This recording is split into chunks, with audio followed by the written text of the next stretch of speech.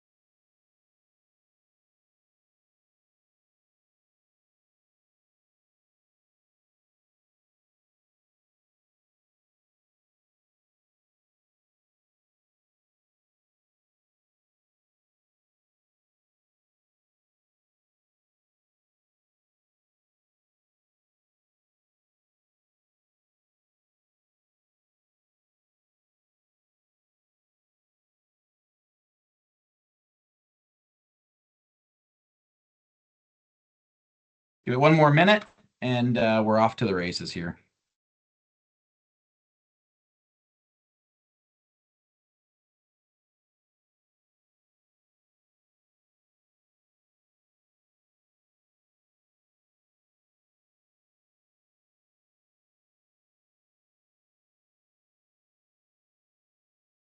Jeff, with a thumbs up, can you confirm that's showing on the presentation?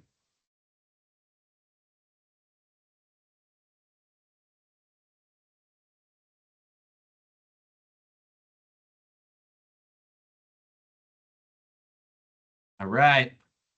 Looks like it's working, so great news. Good morning, everyone, and thanks for taking some time to spend with us here today. Thanks as well to Jeff and the Manitoba Dealers Association for creating this opportunity. My name's Sean Vording. I'm the president of Carfax Canada. A little bio on myself. I've been in the industry for 25 years. Majority of those have been spent with CarProof and then Carfax, and I've really been with the company almost since day one, so I've held roles in almost every function as we went from a small startup to where we are today. I've spent a lot of my time, as of recently, working with the federal and the provincial governments on and industry on figuring out what we can do to help mitigate fraud. And obviously, the amount of stolen cars and the amount of fraud that goes along with that has increased drastically over the last couple of years. And we're doing what we can to make sure that we protect dealers and consumers from any of the issues that come from all of these stolen vehicles.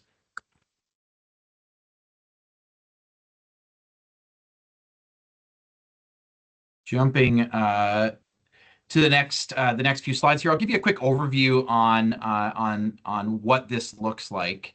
And we're relying on metrics right now from 2023. We're too early into 2025 to have the 24 stats, but I do have some stats on 24 as well that I'll share with you. But this is as of 2024. There was one car being stolen every 5 minutes in Canada, and so just a major epidemic going on as it relates to stolen vehicles.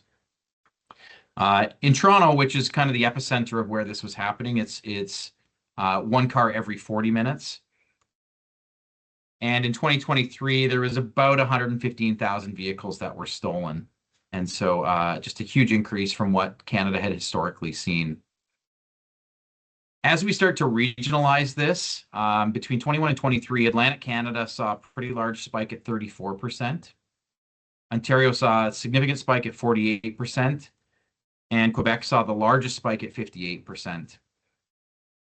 Western Canada actually didn't see a huge spike. There was definitely an increase in Western Canada, but majority of the thefts, the increases happened in provinces that were in close proximity to ports. So close proximity to the Port of Montreal or the ports that are in Atlantic Canada. Who's doing this? And so this is really, it's an organized crime issue that has caused this major lift in the number of thefts. Now, when I first heard organized crime and in talking with our partners, I instantly thought of, really large, sophisticated crime groups that are operating. The definition of organized crime is really, it's just three or more people that are working together to commit a crime. And so while this number seems really, really large at 1850, just know that it ranges in anything from a group of three that are doing this all the way up to the more sophisticated groups that have been involved in stealing these vehicles.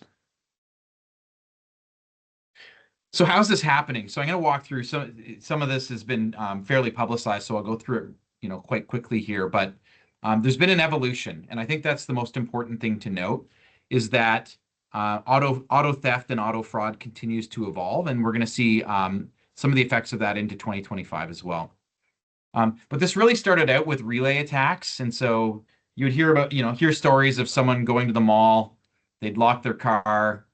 They'd go into the mall, they'd come out, and their car was gone. And this was really, this was someone driving around with frequency interception devices where they would catch your key frequency as you locked your car. They had to be in relatively close proximity to you.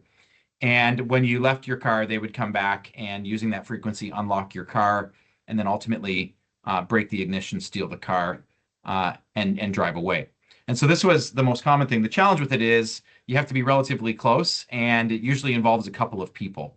And so the exposure was relatively high.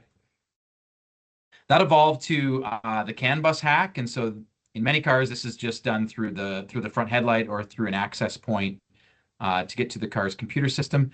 And these thieves use hardware to really just download software that allows them to unlock the car, start the car, and drive away.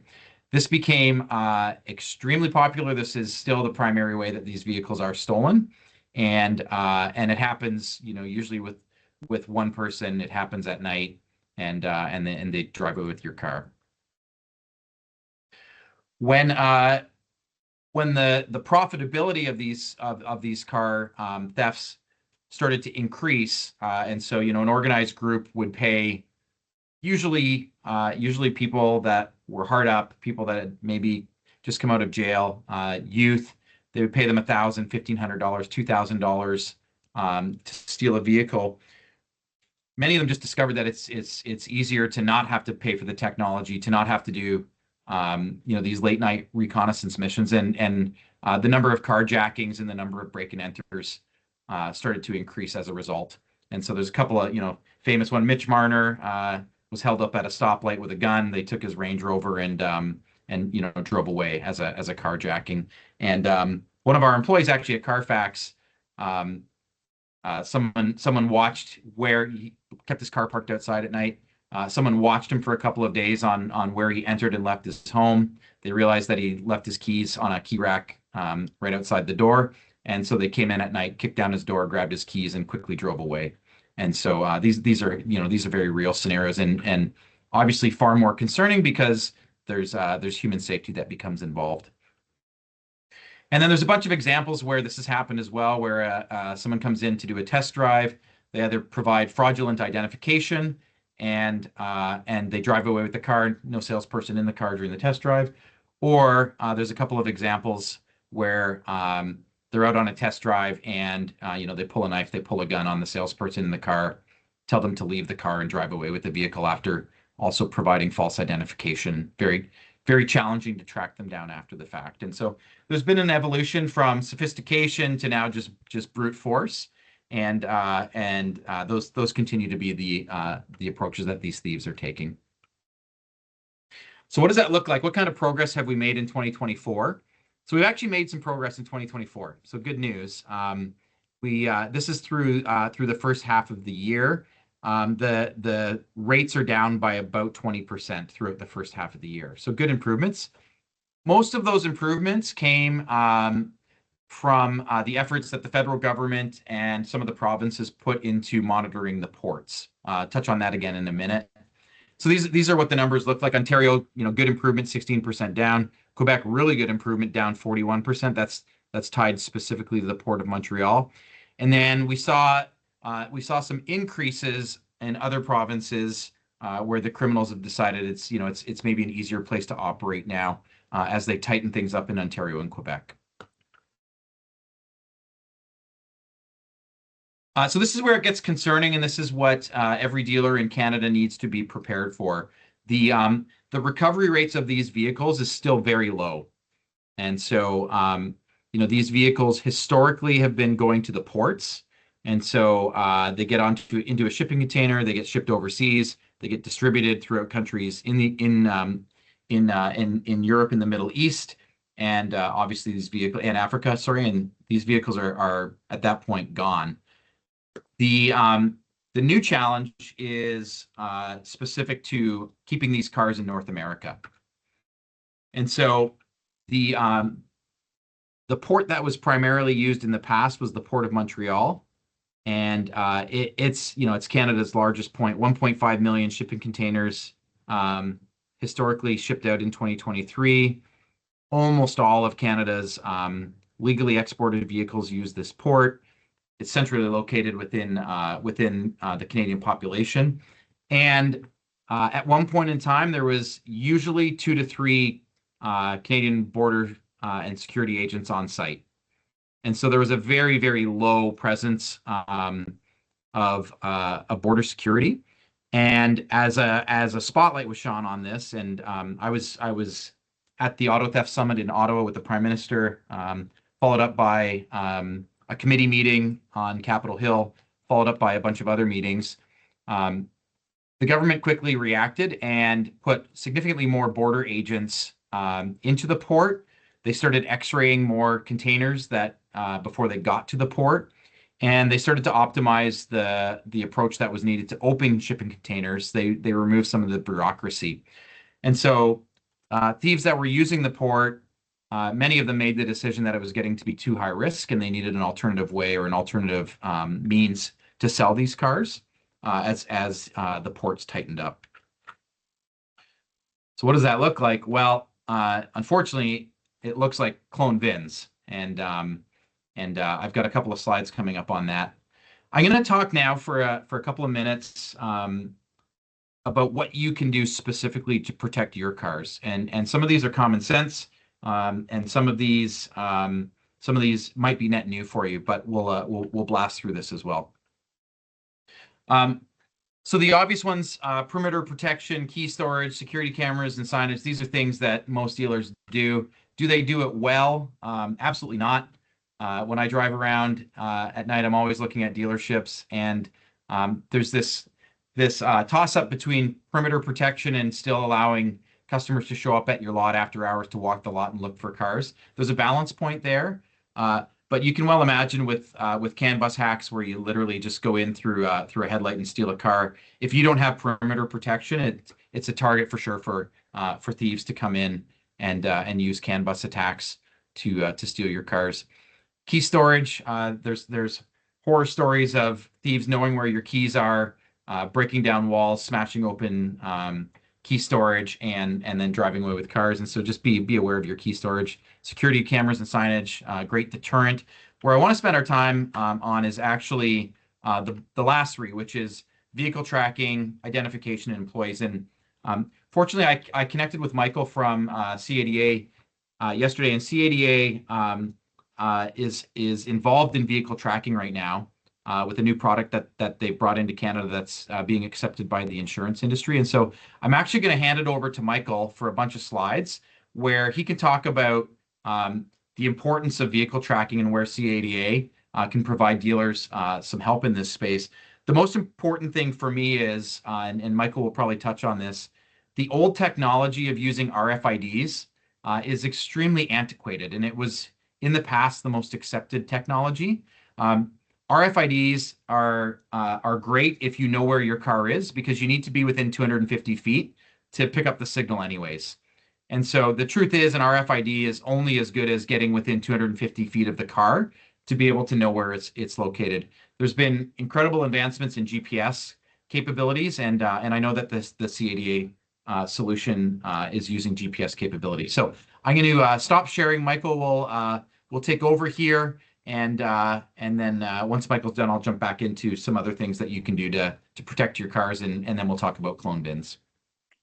Thanks very much, Sean. Hopefully everybody can hear me. I see my screen looks like I'm blacked out. I assure you I do have my camera on, so I don't know if somebody can turn my camera on there. I'm not trying to hide here, but I am blacked out. So hopefully you can at least hear me. And what I'll do is I'll share my screen now. So thanks very much. Can everybody see my screen, hopefully? Maybe just a thumbs up there, Sean. Thank you.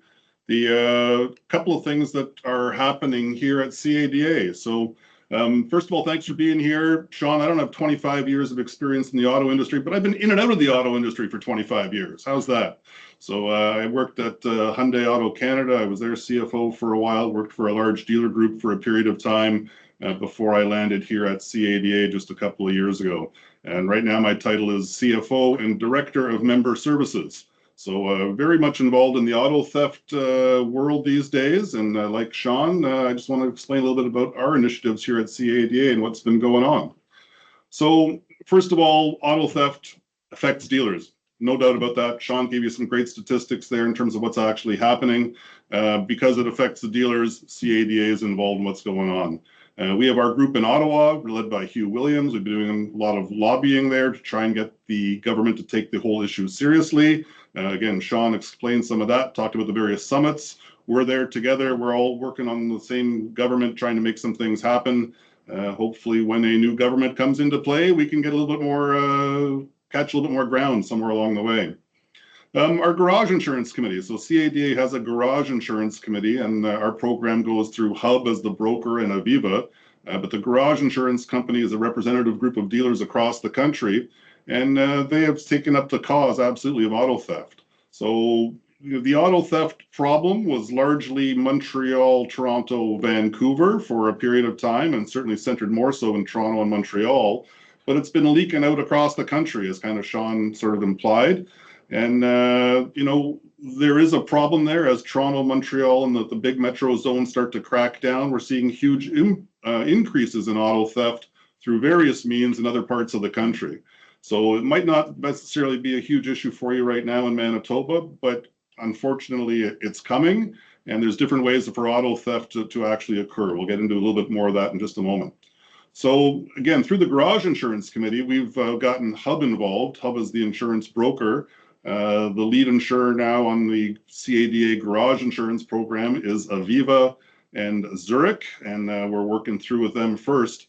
They're concerned with all the auto theft here and how that implies and correlates directly to your insurance rates at your dealership, is that any device, any sort of protection that you want to sort of put in place is lot management centric.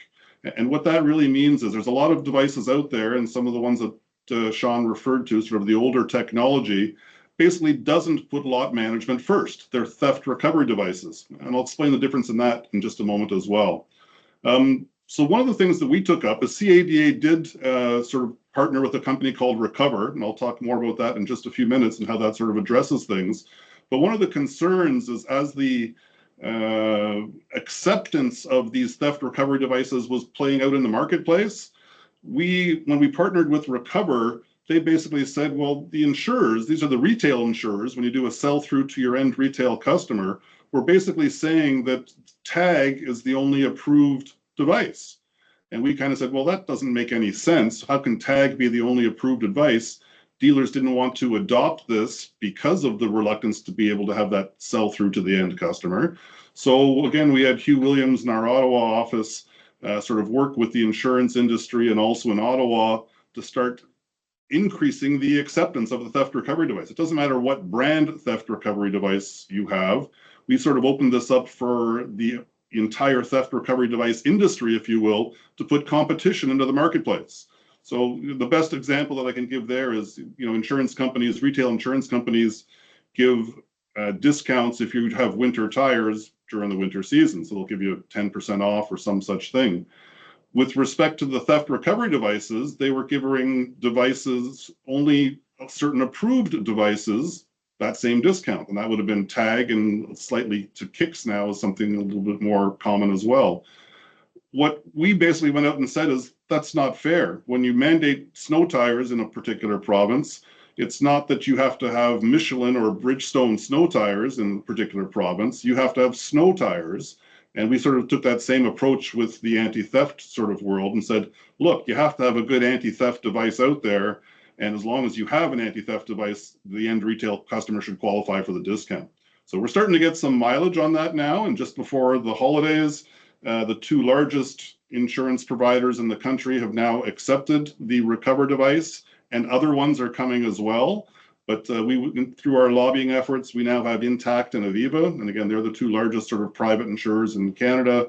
There's Northbridge was actually the first one to be accepted. They're a slightly smaller player and not active in all the provinces. And we just got a fourth one, and I apologize, I didn't put that one on the list.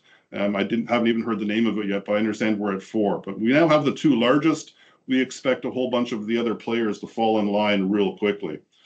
Finally, just in terms of what CADA is doing, we're in the process of writing our anti-fraud guide. And this is something to help dealers across the country. It was written by MNP. I've been heavily involved in that particular document. It's going to be published soon. We expect probably in a month's time or so. It'll initially be available through Hub because they have sponsored the document as the insurance broker, but we're very close now to getting that published, just doing some translations, and it'll help you out on that front as well as it relates to fraud and auto theft. Moving on, any devices that are out there, and there's a lot of dealers that are looking at it, need to sort of look at lot management first and foremost. Everybody thinks that in Manitoba and different provinces, you don't need this because auto theft is not a problem. So we don't look at the devices as theft recovery devices first. We look at them as lot control devices. The dealers, the garage insurance providers are saying as part of your risk management program, you need to dig in there and basically take control of your inventory. So they don't want you walking around with clipboards anymore on Friday afternoon in a snowstorm. I think everybody's done that at some point in time in their career, and most of you are past that by now, but there's still, I assure you, some dealers out there in the country that are doing that, and fairly common. It's not as uncommon as you might think it could be. Tracking test drives. So the latest devices now can basically track test drives, right? So if you let a customer out there on a test drive, whether he's accompanied by a salesperson or not, what you're able to do is you can track the test drive and see if the customer goes outside of a geo zone. If he goes outside of that zone and he's not back in half an hour, you know what? He's not following the route you gave him. Basically, you're able to sort of see that right away. So as soon as that car is potentially stolen, you're getting notification of it. You're not waiting for that car to come back. You know the guy's out of the zone. There's something happening along the way. The geofencing is really important on the particular devices. What it lets you do is basically set a geofence to your dealership lot over the weekends and after hours. So basically, as soon as a car goes off the lot, somebody's going to get a notification of some information and say, hey, this car just left the lot at 2 a.m. on Saturday night or Sunday morning, pardon me. And there's a problem, obviously, if that happens, if you don't know somebody's doing that. So the information comes out quickly. You're not waiting for that inventory count a week later, as you do with some of the other devices that are on the market. When you do your inventory count to realize the car is actually missing. You are actually geofencing a car here. You can make that happen. So the best devices that are out there right now also integrate with your DMS system. So huge benefits and things as we go forward. A little more. So theft recovery devices, what you want to look for when you're actually shopping for these things. So tracking location. So with, again, the best devices that are out there, you can sort of transmit the location of that particular vehicle to the police instantly. Basically, it's a computer link that they can pop up on their screen and they can track a vehicle.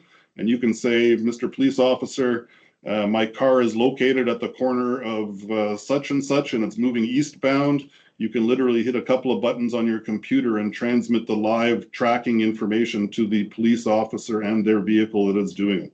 Huge improvement over some of the older technology that Sean was referring to that uses the RFID, and they are basically going out there trying to find your vehicle where it may actually be stolen using the RFID technology. Geofencing, I just explained that one. I won't repeat that one. The new devices use some combination of GPS, cell, Wi-Fi, and Bluetooth. The bad guys are getting increasingly good at sort of jamming signals somewhere along the way. The more protocols you have, the less likely they're going to be successful on all of them.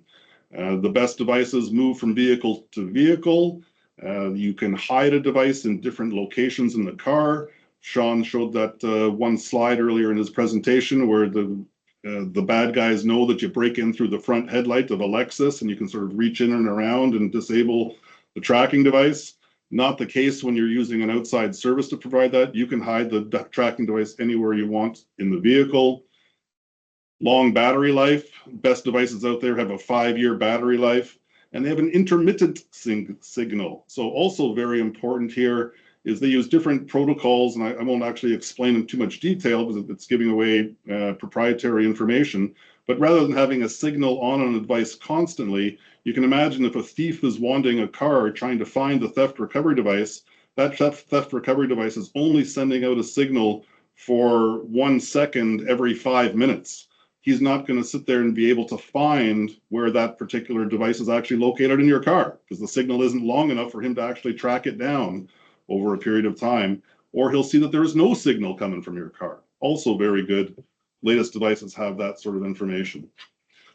Now, so what CADA did along the way is we went out and basically brought in all the manufacturers of the theft recovery devices. So we brought in TAG, we brought in Kix, and a whole bunch of others. We demonstrated their product. I had them in my car. I went on Amazon and bought a whole bunch of jamming devices and was testing these things. My son thought I was crazy because as I'm buying all these signal jamming devices off of Amazon to test, he was sure the police were going to come and knock on our door and say that we're the bad guys here. And said, no, I got a reason for doing this, son. It's all good here. It's actually kind of funny, but we tested a whole bunch of different products. This is in conjunction with the Garage Insurance Committee. So we were testing things. They were looking at the product. They came out and said, Recover is the best product. I'll explain why we selected Recover in just a second here. Recover does have the device for locating. That's the one you see on the left of your screen here. They are also moving into key tag locator devices as well. And that's something that Sean also referred to, sort of making sure you can track your keys. This is going to be new and creative technology in ways that you can use the key tag. That one is coming soon. I don't have an exact date, but I suspect it'll be later this year, perhaps this summer, when the key tag portion of their product is available to us.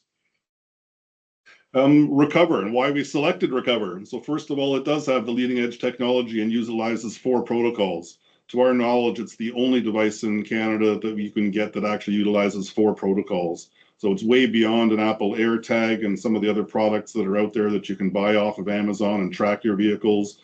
It leads, again, 4 technologies that are utilized. The parent company of Recover is Kudelski. They're based in Switzerland. They're an international company. What they do is security. So this is right down their alley in terms of what the protocols are. They are leading edge. This is what they do across the world. And so we're implementing it there. And it doesn't hurt to know that they're based in Switzerland, which is a pretty cold country, and they have a lot of the same problems with that as Canada would as well. So their devices work in the cold. Their device, movable from vehicle to vehicle. Again, hide it in different locations. They have a 5-year battery life, and they do have the intermittent signal that I was talking about. So you look at the technology, these guys are absolutely leading edge technology in what they do. And you kind of look at it and say, well, what about the F&I office? So when you're trying to sell this through, again, it's sold first and foremost as a lot control device. But we went out and negotiated a deal that I think is pretty hard to match in the industry. And what that basically means is there's no upfront cost to the dealers if you can sell through 40% of this product to your end customer. So you're selling this in the F&I office, so you're using it, and you can use it for up to a year free, no capital cost up front whatsoever. And there is no other theft recovery device manufacturer in the country that sort of is offering this type of deal. Every year you got to sell through 40% of the product, and you can continue to use this free forever. So, and you only pay for it when you actually sell through to that retail customer. Cost of the unit is somewhere around $300 at wholesale, depending on your volume and size of dealership and group. And these things are selling at retail. You're adding them again in the F&I office, sometimes to the MSRP of the vehicle in the dealership. They're selling for $800 to $1,000. They're going up to $2,000 on some of the high-end, very high-end vehicles that are out there in the marketplace. And it is there. So it's a revenue stream for your F&I office as well that, again, not matched. We send out a whole bunch of these units. We're sending them out on test mode. If your dealer has any idea or desire to test them, we'll certainly set you up with the Recover people directly. But we do have a bunch of units here at CADA that we can send them to you. You can put them in dealer mode where you can track the vehicle from your dealership perspective, or you can put it in consumer mode. And when a vehicle's in consumer mode, that's when you're able to sort of track it and be able to see that your son took the vehicle across the border on the weekend and was partying in whatever state you may have been somewhere along the way. You can track your ex-wife if you want to, or your ex-spouse. The technology is there. There are some privacy issues there that some people don't like, but this allows you to control all of that. You're either in dealer mode or consumer mode in the test process. So you can see how it works from both your dealership and from your directly from your the end retail customer's perspective. So we have those devices, folks. Again, we've done a lot of work on this background. You're going to continue to see lots of information come out from CADA. With respect to the anti-fraud guide, your direct link to some communication is through CADA, and I'll just give you some of our contact information there. You can contact me directly and or any of my team and staff here at CADA, and we'll be happy to set you up and tell you what we're doing, and also connect you with the Kudelski Recover team if that is of interest to you. Again, it's a great product, and you haven't heard the last of CADA. We continue to work on this auto theft issue with all partners involved, and just in my recent discussions with Sean, it sounds like we're going to be working with Carfax a little bit more in the future as well. And I hope I can say that, Sean, because I think there's a great connection here for us to be able to share some knowledge, information, and work together on some issues. Great. Thanks, Michael. Thank you. If you can, yeah, perfect. I'll jump back in with ours. Thanks for the thorough update on recovery devices. I had a slide on this, and Michael reached out yesterday letting me know that CADA had been investing in this space, and we've been working with Hugh at the federal and provincial levels to try to create some positive change for dealers. And so I thought there was a great tie-in to bring in CADA to talk about what they've brought into market. I can tell you in Ontario, there's been really high adoption rates on this technology, and dealers that are using it, it's a great F&I add-on, and so something to consider within the Manitoba stores as well. Okay, the other area that I suggested that we can spend some time talking about is in identification. And so these are two things that aren't commonly known, but they're great opportunities for dealers to do a little more diligence versus just photocopying a driver's license. And so in Manitoba, on Manitoba, on MPI's website, you can actually validate driver's license numbers by just going through the online verification.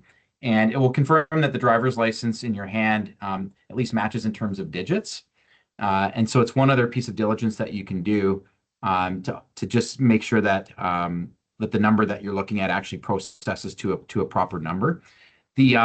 The other thing, it's a bit of a strange suggestion, but in any province, the liquor control and gaming components of that ministry, these are ministries that are training people how to identify fake ID in a very, very high transaction marketplace. So entering bars, buying alcohol, buying cigarettes, buying cannabis, and on their website they have a lot of great information on how you can detect and find fake IDs.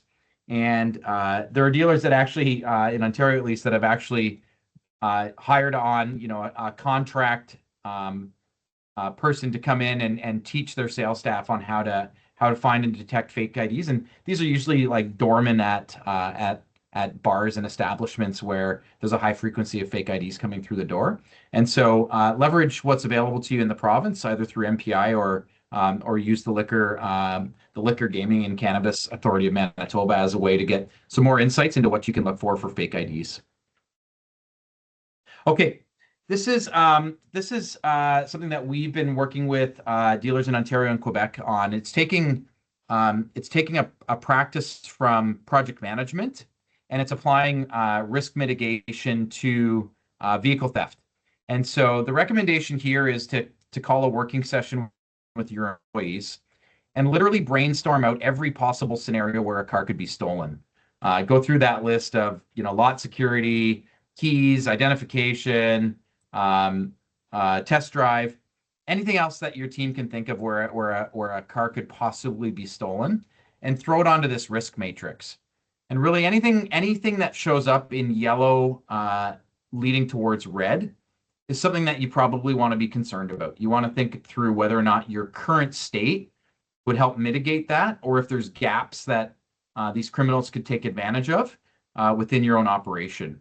And then the final step is, after you've discovered that, maybe you have a gap in what you currently do today, with your team, think through and talk through what's a better thing that we could do to make sure that this doesn't happen to us. And so it might be, hey, on every identification that we look at where we're suspicious, we're going to log into MPI and just double check the number. On any driver's license where we're suspicious, we're actually going to ask them to provide some form of second identification with a matching address to the driver's license. And so this is it's a different topic that you can bring into one of your team meetings. Your team then becomes part of the solution, and therefore you get better buy-in, and ultimately you help mitigate some of the risk that goes along with these stolen cars. And so we'll share this presentation with Jeff. He can provide it out to the member base in a PDF, and if you wanna steal this idea, by all means, steal it and implement it. Okay, so here's where we're at. The ports have tightened up, and as a result, we're seeing more of these vehicles that are being stolen stay within North America, and we're also seeing more of these stolen vehicles show up in jurisdictions outside of Ontario, Quebec, and Atlantic Canada. And so it is going to get wilder, and it's getting wilder because the easiest way now to dispose of a stolen vehicle is to clone the VIN. So find a donor car, steal a vehicle, find a donor car, create a false VIN plate, and then try to sell it to a consumer, or try to sell it to a dealer who then tries to sell it to a consumer. The dealers are at risk in this scenario for two reasons. One, most consumers that end up buying a stolen vehicle that's a clone have no indication that it's stolen in the moment, have no indication that it's a clone in the moment, and it quite often takes a bit of time for the Canadian registration system to catch up. And we've identified that with the feds as one of the major issues within Canada, that our current registration system across the provinces and jurisdictions doesn't communicate with other adjacent or provinces and jurisdictions within Canada. And so I could literally have a cloned a donor VIN from Ontario, bring that car into Manitoba as a donor VIN, register the car in Manitoba, and Manitoba wouldn't have any awareness that that car previously was even registered in Ontario, or potentially a clone. And so we have this information. This is essentially what Carfax does. We have every registered vehicle in North America in our database, and so we know exactly where every car is. And we did some analysis to figure out how many clones are on the road in Canada. We completed this towards the end of last year. We use a bunch of logic that says, if the car was a US car and it's now registered in Canada, if there's no import records, it's impossible. And so it's definitely a cloned VIN. We look to see where service records are happening, where accidents have happened, where vehicles are being offered for sale. And if there's a high frequency of those events happening between province to province, it's a pretty good indication that they're a clone, especially if it's repetitive. So car serviced in Ontario, car serviced in Manitoba a week later, car serviced in Ontario 3 months later, car serviced in Manitoba 3 months later. And so there's patterns that start to emerge. And so we've deployed that across the entire North American VIN database, and there's about 141,000 of these that are on the road. We say potentially because to really know whether or not it's a clone, there are some examples where I maybe live in Manitoba. I have a property in Florida that I drive to, and so I bounce back between between the two, the province and the state. You actually need to inspect these vehicles to know which one is the clone and which one is the donor. But there's a lot of these on the road. We validated this number with the RCMP. We validated this number with various provincial police, and they actually think that this number is low. They think there's probably more than this on the road. So here's the biggest issue with clones. They are extremely difficult to unwind.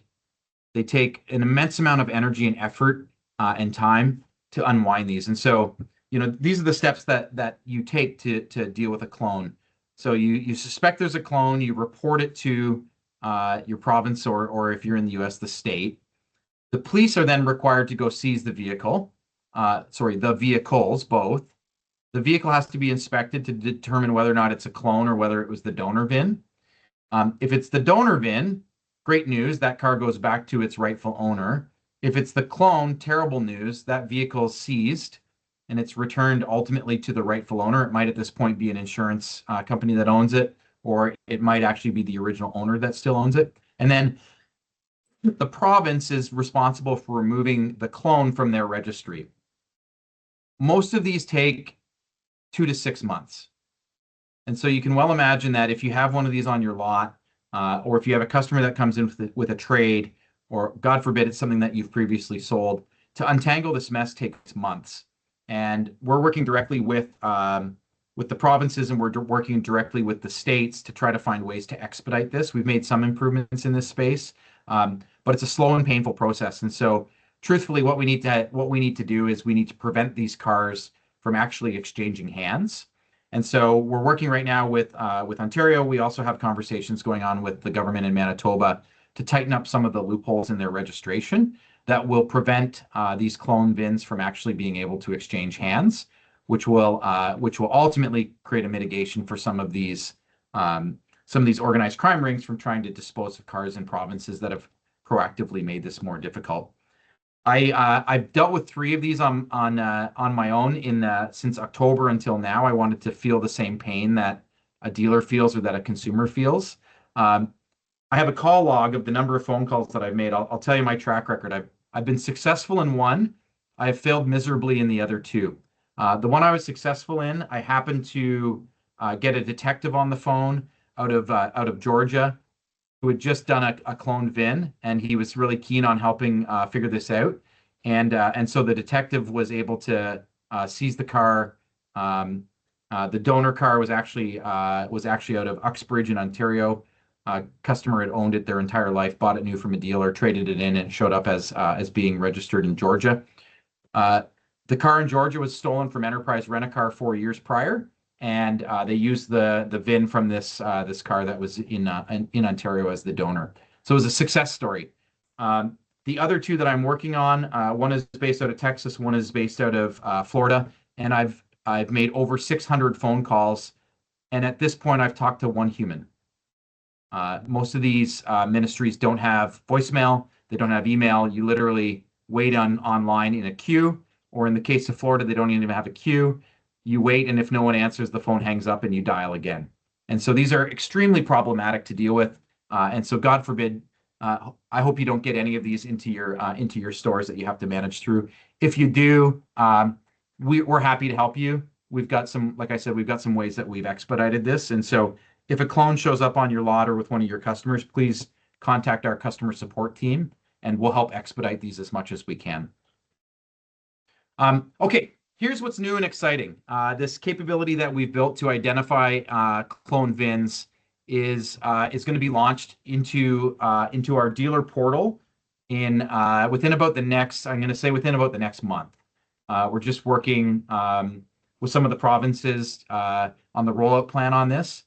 But within the next month, when you log into your Carfax Canada portal, and some of you will recognize this is your report screen. if the vehicle is currently reported stolen, or if our fraud detection identifies that the vehicle is a cloned VIN, you'll see that these flags now show up. And it's another visual way. It'll also show up on the report, but it's a visual way for your stores to know, hold on a minute, this is going to be a problematic car for us. If I'm thinking about buying it, definitely it's not a car that you should be buying until the clone status or the donor status is removed. And if it's one of your customers' vehicles that they're trying to trade in, once again, we're here to help. But these fraud indicators will be ways for your stores to know that this is going to be a problematic vehicle, and it'll appear front and center on the history report as well. A couple of examples here. These are the two things that we traditionally see. We see a fake VIN show up, which really means someone's created a VIN, they've registered a VIN on a vehicle, but that VIN is not a real VIN. It has no registration history, it has no service history, it has literally no history.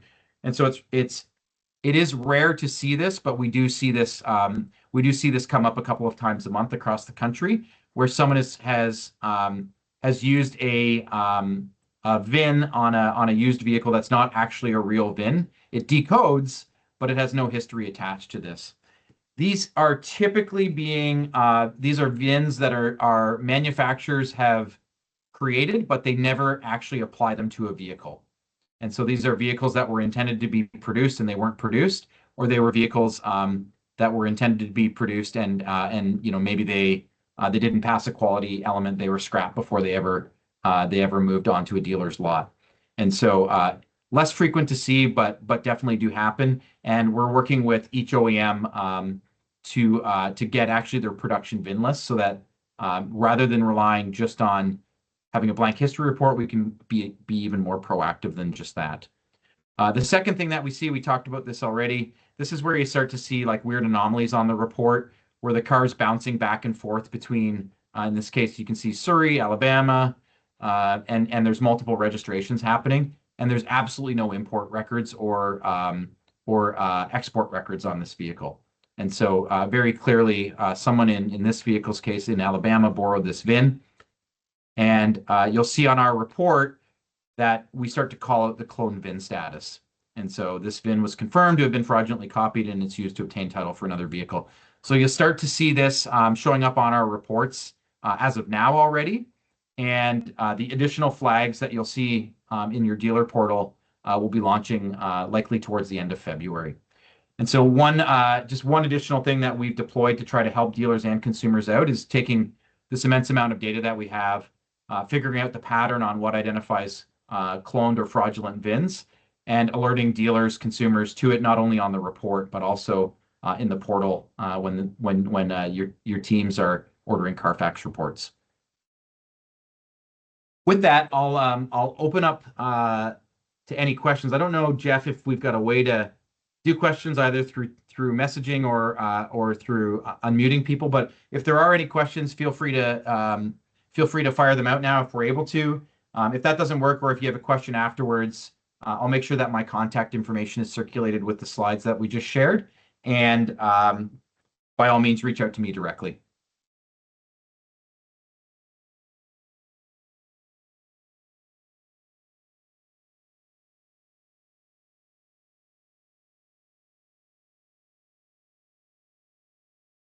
I don't see any questions right now, so thank you all very much for your time.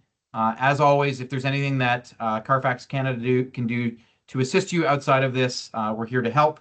And please, I love having conversations with our customers, and so please reach out directly if you need to. A big thank you to Jeff for the opportunity to speak to your members, and Michael, thanks for adding some insights into the work that CADA is doing to help combat fraud as well. Thanks, everyone.